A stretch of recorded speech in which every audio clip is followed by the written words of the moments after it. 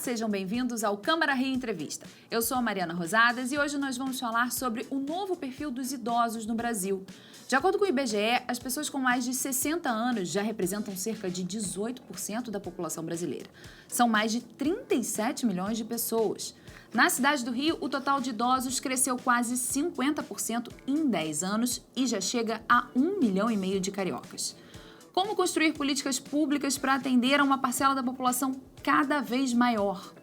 Para falar sobre isso, nós convidamos a professora Heloísa Gonçalves Ferreira, coordenadora do Grupo de Estudos e Pesquisas sobre Envelhecimento da UERJ. Mas antes de começar a conversar, vamos conhecer alguns dados. Um país que envelhece. De acordo com o IBGE, a população brasileira com mais de 60 anos triplicou nas últimas 5 décadas. Nos anos 70, o percentual era de 5,8%. Em 2020, essa parcela passou para 18,8%. São mais de 37 milhões de pessoas na terceira idade. Na cidade do Rio, a população com mais de 60 anos cresceu 47% em 10 anos. Em 2016, eram 16%. Em 2020, já representavam 22%. Mais de 1,5 milhão de cariocas nessa faixa etária. É mais gente que o grupo de pessoas com até 19 anos. Em 1970, a expectativa de vida no Brasil era de pouco mais de 57 anos. Atualmente, está em torno dos 76. O envelhecimento acelerado da população brasileira impõe desafios ao poder público e à sociedade. Com mais idosos, os gastos com previdência social tendem a aumentar. A pressão por políticas de acesso a emprego e de saúde também. E se alguém ainda acha que chegar à terceira idade é sinônimo de descanso, pode estar enganado. 18% dos idosos no Brasil trabalham. E desses, 2/3 contribuem com pelo menos 50% da renda familiar. Como garantir que esse grupo, cada vez maior, tenha acesso a direitos básicos como emprego, saúde integral e moradia? Professora Heloísa, obrigada pela sua participação. Já começo perguntando, nós somos um país de novos idosos? Olha, as condições de vida mudaram muito, desde décadas atrás. Então, hoje a gente tem muitas opções na medicina que faz com que essa expectativa de vida aumente. E junto com isso, existe uma queda da taxa de natalidade. As famílias estão tendo menos filhos. E, naturalmente, isso faz, então, com que as pessoas mais velhas representem aí uma grande parcela em comparação com décadas atrás. Eu diria que as pessoas que estão envelhecendo hoje são, sim, diferentes das que envelheciam há uma geração atrás. A gente observa mudanças de valores, mudanças de comportamentos, mudanças de crenças em cada geração.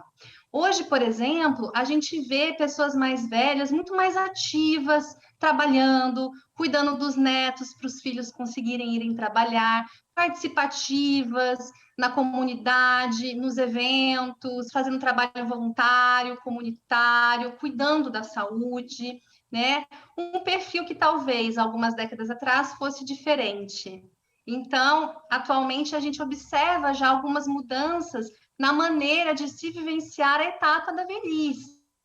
Claro que isso é muito dependente de variáveis contextuais, como, por exemplo, a situação socioeconômica dessa pessoa, a cultura onde ela está inserida, a cidade, como também características pessoais, as questões sociodemográficas, a forma como aquela pessoa foi criada, o estilo de vida que ela leva. Mas, de fato, a gente vai observando algumas mudanças nos padrões de comportamentos entre as gerações. Pois é, vamos desmembrar um pouquinho de tudo isso que você falou. Há uma diferença muito grande entre atingir o marco dos 60 anos e como as pessoas se sentem em relação à própria idade. Bem como há uma distinção também entre o que é envelhecer nos grandes centros urbanos e também nos interiores, nas comunidades rurais. Com certeza, isso está relacionado com essas variáveis contextuais que eu sinalizei antes. Nos grandes centros urbanos, as pessoas têm mais acesso a serviços de saúde, a atividades culturais, há redes de suporte social, né? Geralmente as pessoas também são mais escolarizadas, e ao passo que em regiões de zona rural, o acesso é mais difícil a diversos recursos. E a gente pode considerar também a velhice como sendo extremamente heterogênea.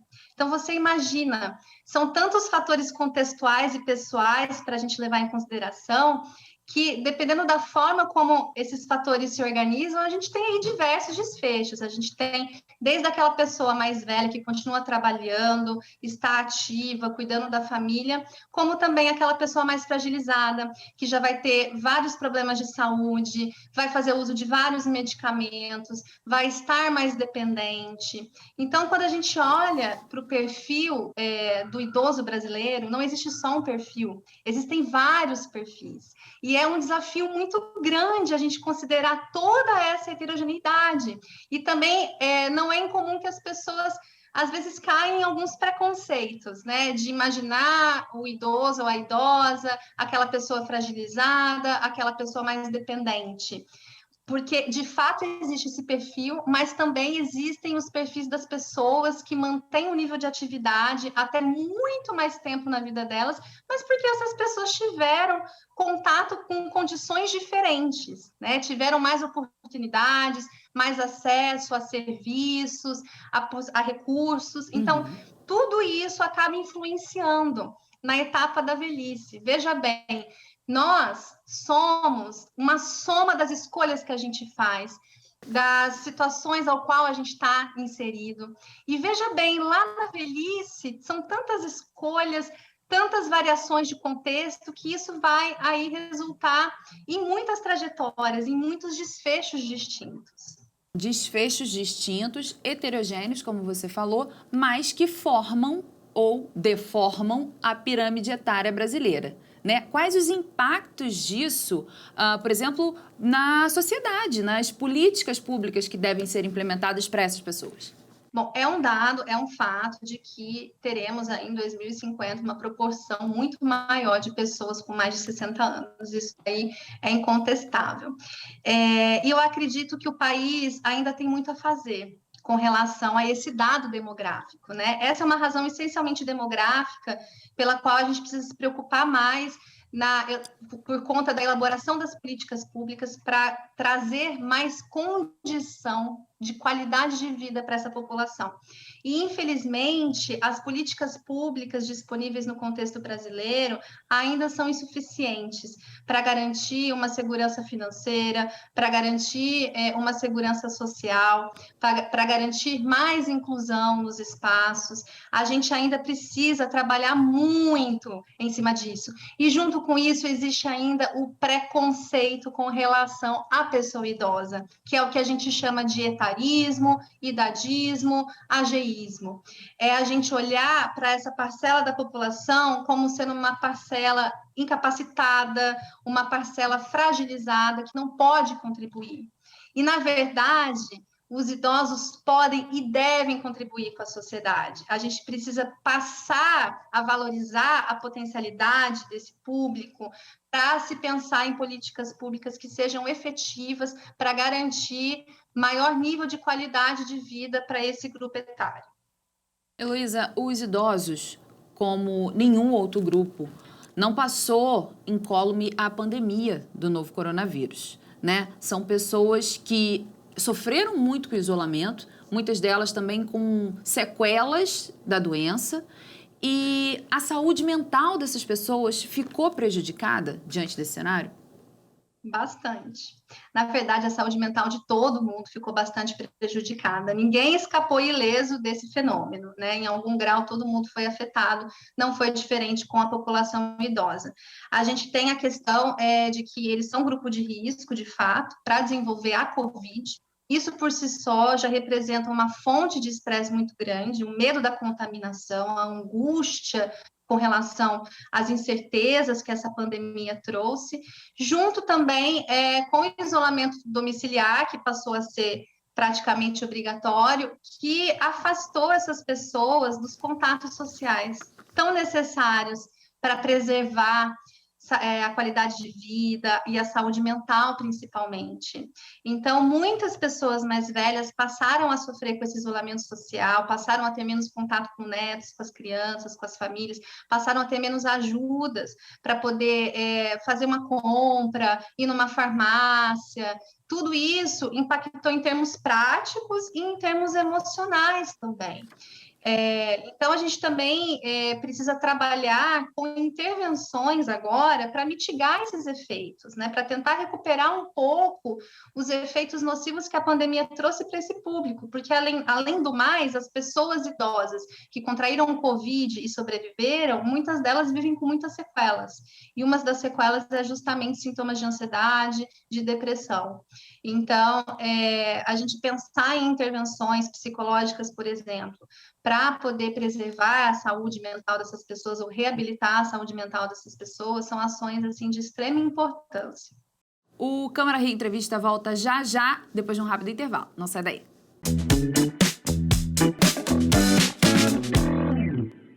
O Câmara Rio Entrevista está de volta, hoje conversando com a professora Heloísa Gonçalves Ferreira, coordenadora do Grupo de Estudos e Pesquisa sobre Envelhecimento da UERJ.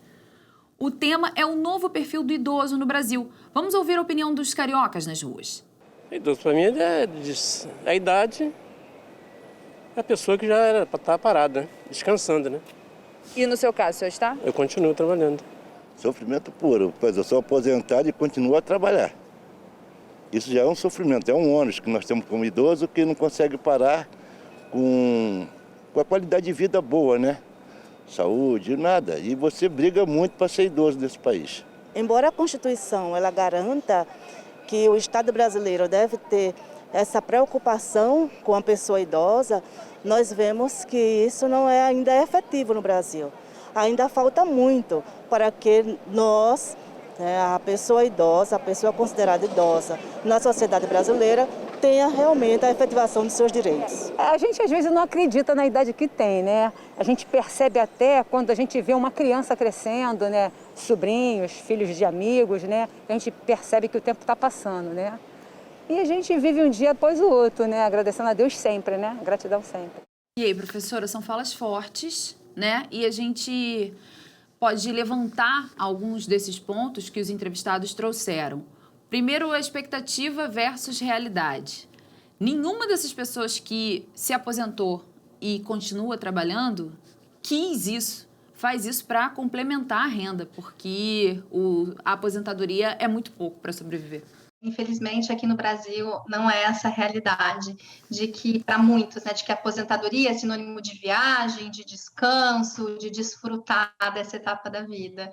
A gente tem muitos idosos tendo que trabalhar bastante e muitas vezes sendo chefe de família que vai prover, que vai trazer a maior parte da renda, né? Isso acaba trazendo também mais estresse para essa pessoa, comprometendo a saúde física, a saúde mental, porque dependendo do tipo de trabalho que essa pessoa faz, se for, por exemplo, um trabalho braçal, um trabalho físico, né? Conforme a gente envelhece, o nosso corpo ele vai também perdendo algumas capacidades, a capacidade física ela é afetada. E muitas vezes aquela pessoa não tem escolha. Ela se vê forçada a continuar trabalhando para poder prover para a família, e isso vai impactando a qualidade de vida dela. A saúde física vai ficar mais debilitada, essa pessoa vai ter mais risco para desenvolvimento de doenças crônicas, para estresse, e isso vai impactar a qualidade de vida nessa etapa da vida, que deveria ser uma etapa em que a pessoa pudesse escolher descansar, desfrutar e se envolver em novos projetos. Então, é isso que eu falo da heterogeneidade da velhice. Sim. A gente não tem só aquela pessoa que aposenta e vai aproveitar a vida. Na verdade, essas pessoas, elas são minoria. A gente tem as pessoas que têm que continuar trabalhando por muitos anos e muitas vezes sob condições precárias, que impacta muito a saúde física e mental. E sobre o direito do idoso? Conforme a população vai envelhecendo, esses benefícios eles vão ficando mais populares, mais conhecidos. Por exemplo, prioridade em filas, a questão do vale transporte, isso tudo é bastante conhecido, mas ainda esbarra numa burocracia enorme, muitas vezes para você conseguir essas prerrogativas. Como é que isso pode ser melhorado? Olha, e isso daí também é um outro desafio, né, com relação a essa questão dos direitos e do acesso a esses direitos. Uma coisa é a pessoa ter direito, outra coisa é ela poder exercer aquele direito, né? E muitas vezes a pessoa também nem tem muita consciência dos direitos que ela tem, ela nem vai atrás, ela não briga. Ou se sabe, se tem essa consciência, ela encontra um processo muito burocratizado, uma falta de respeito muito grande. Então, assim, não existe uma saída única para esse problema, né? Na verdade, é um processo que vai envolver as instâncias políticas, né? E vai envolver a sociedade como um todo também, numa questão de conscientização desses direitos, numa questão de se ver uma pessoa podendo exercer esses direitos, porque isso acontece também. Às vezes a pessoa ela faz 60 anos, ela passa a ter o direito à fila prioritária, por exemplo, mas ela não quer, porque ela não acha que ela precisa daquele privilégio naquele momento, o que também tem que ser respeitado, né? Cada pessoa precisa fazer a sua escolha consciente, mas ela precisa saber dos direitos dela. Então, eu acho que falta um trabalho de conscientização por parte da população idosa, para ela se conscientizar dos direitos que existem, né? E de um trabalho em sociedade, né, que são muitos os sujeitos e muitas instâncias envolvidas, cujos resultados também são a longo prazo, né? A gente enfrenta aí muitas dificuldades atualmente com relação à previdência, com relação a garantir esses direitos sociais básicos para as pessoas. E aquelas famílias que têm os aposentados como os pilares financeiros, né? A gente vê isso, não só complementando renda, mas também, muitas vezes, bancando os filhos, netos, bisnetos. Isso é uma realidade no Brasil e no Rio de Janeiro. Com certeza, isso é uma realidade, e isso vai contra esse estereótipo do idoso que, na verdade, é dependente, precisa dos recursos, né? Na verdade, é o contrário, ele é o detentor dos recursos para gerações mais novas, né? Isso acaba também quebrando um pouco esse estereótipo da pessoa mais velha que vai depender. Na verdade, a maioria aí está tendo que prover.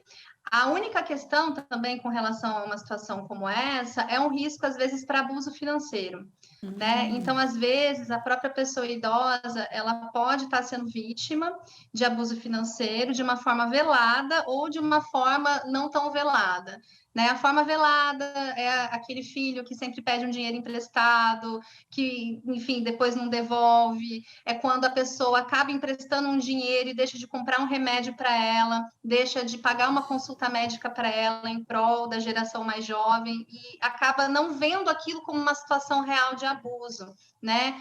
Em outras situações, de fato, também acontece de outra pessoa gerenciar esse dinheiro. Então, assim, a pessoa mais velha, ela recebe a renda, mas ela não gerencia essa renda, né? E numa condição como essa, ela também pode estar correndo risco de sofrer algum tipo de abuso. Não que ela vá sofrer, às vezes a pessoa gerencia a renda de uma forma adequada, mas é um risco. A gente escuta muitos casos desse jeito, né? Dessa forma, em que a geração mais nova vai gerenciar esse dinheiro e esse idoso, essa idosa vai ficar desassistida nas suas necessidades básicas. Então, isso é um risco também que a gente tem que estar atento.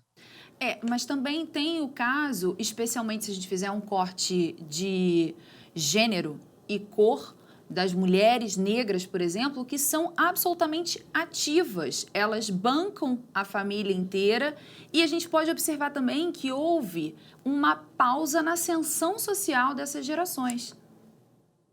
Sim, com certeza. O envelhecimento ele não acontece da mesma forma para todo mundo.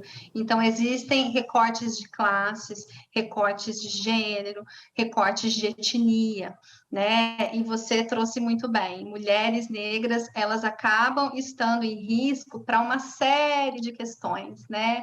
Para uma série de doenças físicas, também de transtornos psicológicos, justamente por esse quadro que você ilustrou.